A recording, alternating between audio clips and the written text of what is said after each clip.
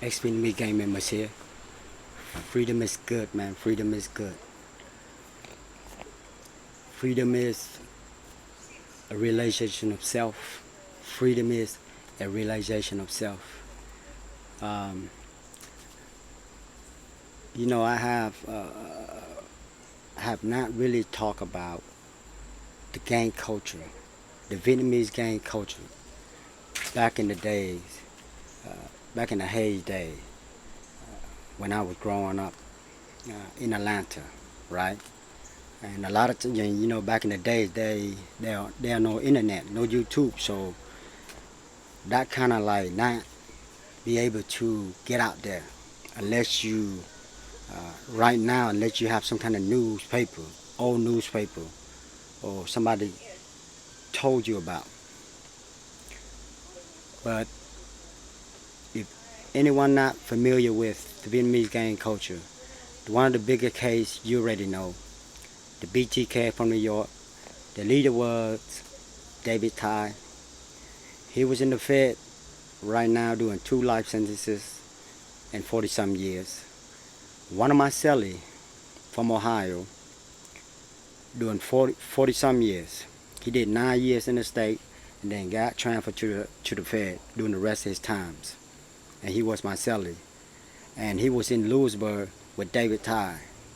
And you'll never know that is David Ty because the way he carried himself, a nice individual.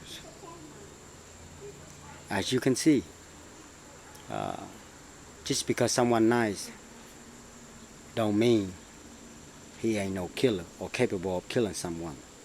So if you're on the street right now, don't let your eyes fool you. Always keep your eyes open and never underestimate anybody just because they are different than you. Even that, right? I remember I read one of the trials paper of David Ty. Even during his trials, he didn't admit it that he's the leader of the BTK. He said he was helping a young man that came from Vietnam as a refugee. That's all he was doing. You see? Even at the end rows, we somehow still feel like there's a way for us to not accept what's going on. But the Fed already have all the evidence. You know? That's why we won't ever win. Right after 1991, when the BTK broke apart by the Fed, the faction of BTK came down to Atlanta. Because you already know, they did robbery down here already during his reign, during David Ty's reign. So a faction of them came down here that plug up with some Vietnamese down here. And then you also have Vietnamese that come from Philadelphia that coming down here too, try to get a foothold down here. And you also have Vietnamese that already here that just came from Vietnam too. You see? So you have all these groups that came here with differences. The differences. So the faction that came here, the BTK that came here, they will group up with some of the Vietnamese here also. But then they do not like some of the groups here that already feeling like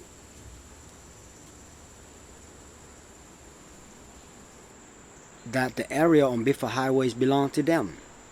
Because they all try to fight amongst themselves to see who can extort the restaurant, the Vietnamese bars, and stuff like that.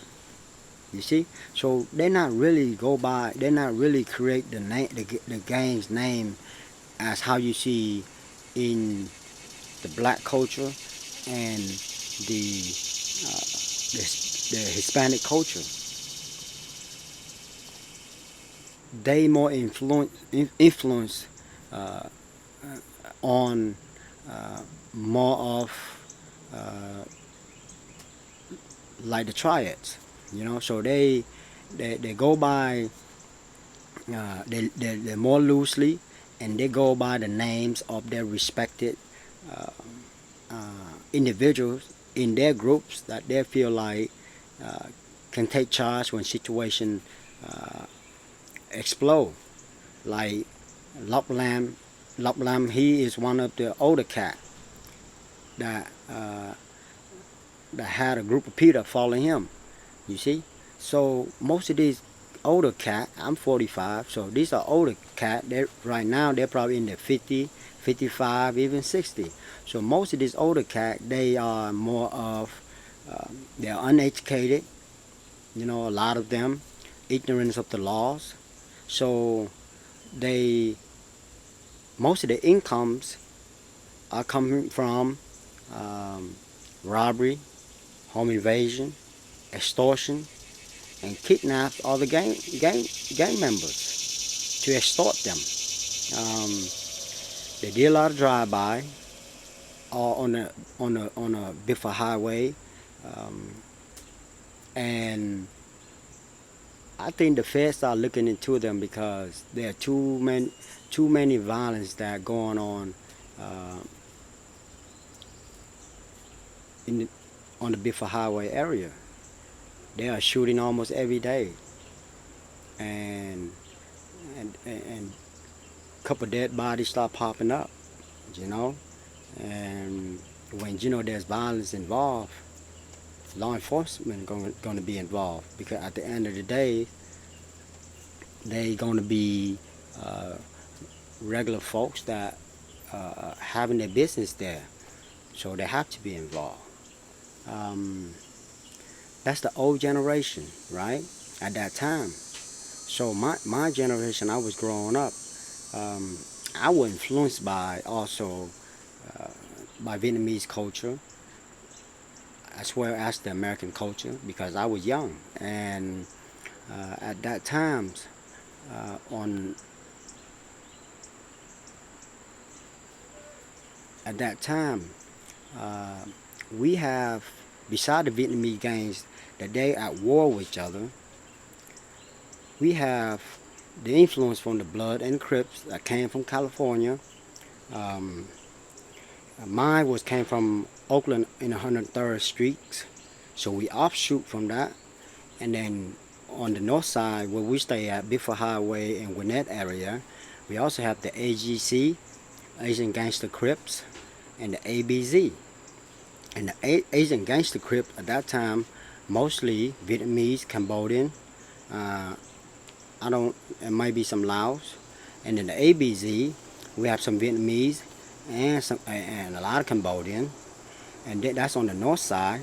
Um, I was collaborating with first with the AGC and some of the old members because at that times um, we have the old head on the Vietnamese factions.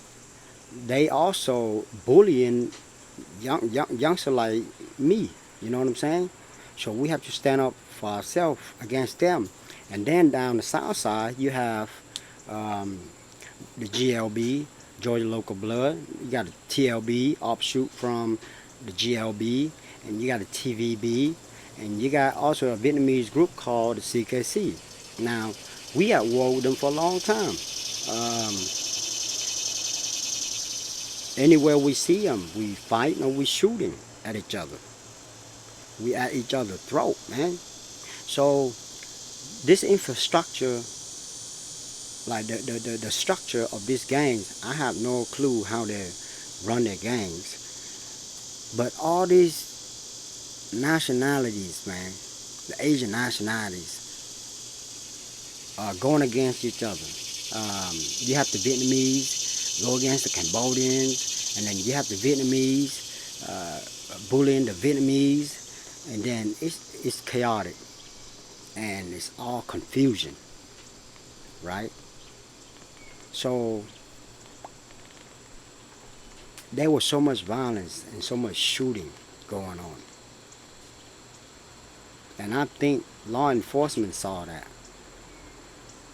you know. That's why they start cleaning up.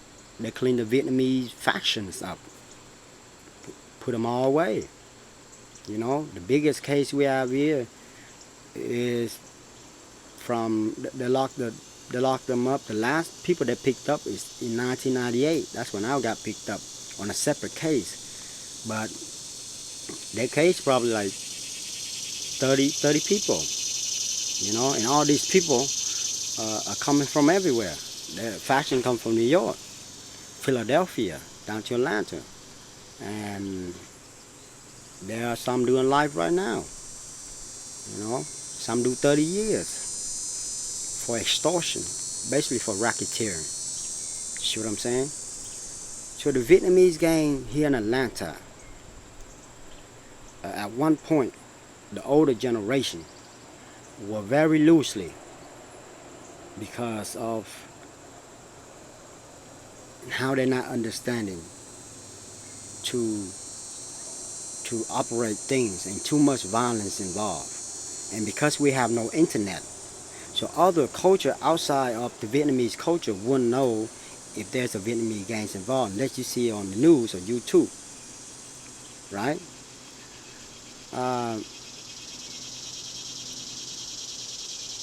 We were more organized, you know, because of how I learned to not do like the old heads. And I collaborate with the AGC and the ABZ on the north side.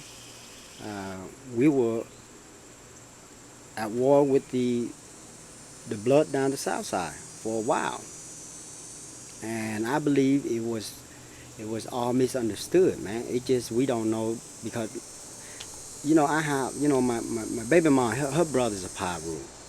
So you see? So it's all misunderstood.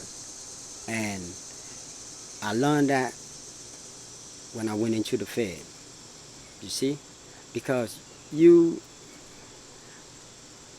don't see the bigger picture when you're in a small area, you know, and you're in the same mindset with the people that are around you, and you see what's going on around you.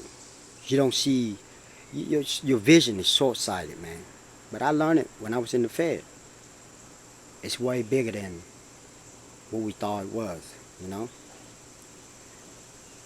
But yeah, the Vietnamese gangs in the heydays, they are making some noises, man. Now, is there a Vietnamese gang exist? No, because now they're more grouping up, partying, drinking, and you got some really down with each other, but they don't want to call themselves gangs because they're worried about the Fed giving them a case. So that's how they do things now. But other than that, man, you know, nowadays on my situation, I'm more of being active in rebuilding, building something positive, and not putting my brothers in harm's ways.